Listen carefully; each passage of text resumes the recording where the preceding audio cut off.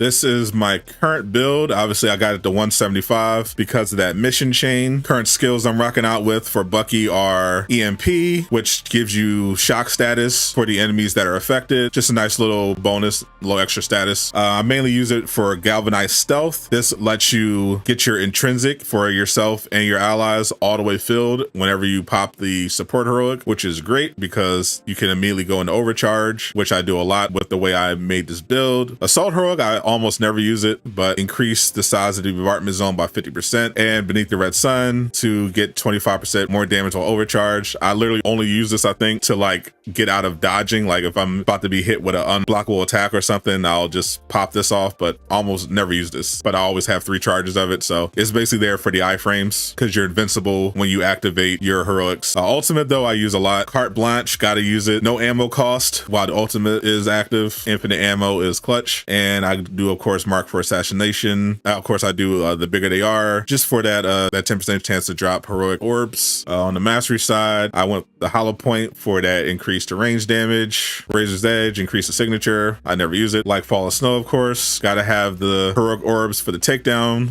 For the range tree, I went for extended magazine because I like having that extra ammo over the increased reload speed, but you can try that if you want. I prefer that extra ammo, so I have that max 60. Staggering impact, I got this because I have a piece of gear that's really good with the stunning spray, which is your official full auto. So if I didn't want to use the burst rifle and wanted to use the full auto, I still have the gear set up where the full auto is still really powerful. And also have relentless hunters to increase that stunning spray by 45%. Intrinsic side, I got calling the reserves, increased damage dealt based on the amount of intrinsic energy stored up to a maximum 10%. Stoke the fire, defeating enemies restore a small amount of intrinsic. This comes in handy with a range build because I'm shooting so much stuff, so my intrinsic meter is pretty much always filling up. Martial grit, reduce the amount of intrinsic meter loss when taking damage by 20%. Here's the real cool part, overcharge. I went with Shade Walker. When you activate your overcharge, which you do by double tapping the right trigger, I have this setting so that he goes invisible, so I get the extra invisibility. I love that. This one will get you the shock status, similar to how you can have that set up for the support heroic, and you can also mark them for assassination instead, so you can do takedowns, but I prefer just having that invisibility.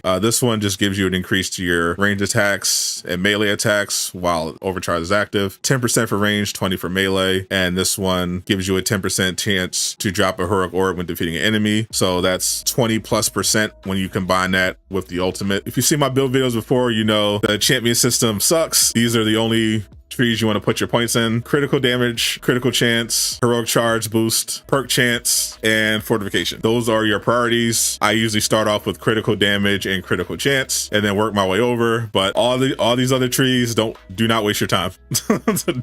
Don't do it.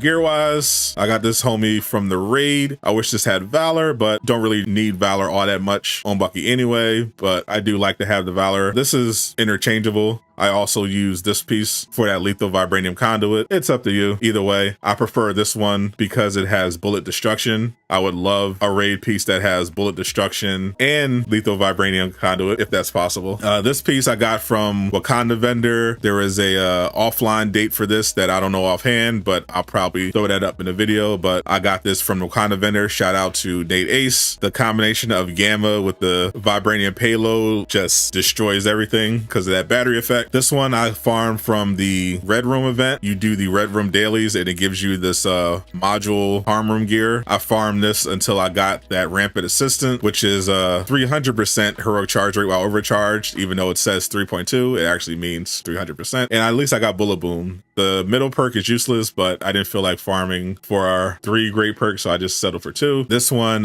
cybernetic tactician, is fire. It's got that stunning spray frenzy, increase the impact and rate of fire of stunning spray by 70%. That's the full auto. This does a lot. Like like it doesn't sound like it does a lot because it's just you think, oh, it's just impact, but it actually just makes full auto like super viable. Like Black Widow's full auto basically is just there to stun and fill up the stun meter. When you combine it with Bucky's peaceful auto just mows down crowds. It's pretty crazy. I think this one is a vault piece for Bucky. This is where you farm from. And for the minor effects, I went with the reactive cosmic surge, farm this from the DNA chest in the snowy tundra, triple precision. You can double up on the precision if you want. I prefer just to have that reactive cosmic surge because it is just a great perk. The major artifact, I'm using the Norn Stone of Lethal Will just for that extra damage. I do have a way to trigger a damage buff as well, so I get the extended duration, but mainly I just have it on and then pop off when it's time to fight the boss. You could use the Tactagon until you get to the boss fight so you can get the extra status damage, but I usually just leave the Nornstone on. And that is my current Winter Soldier build. I think this is pretty much the best way to play Winter Soldier.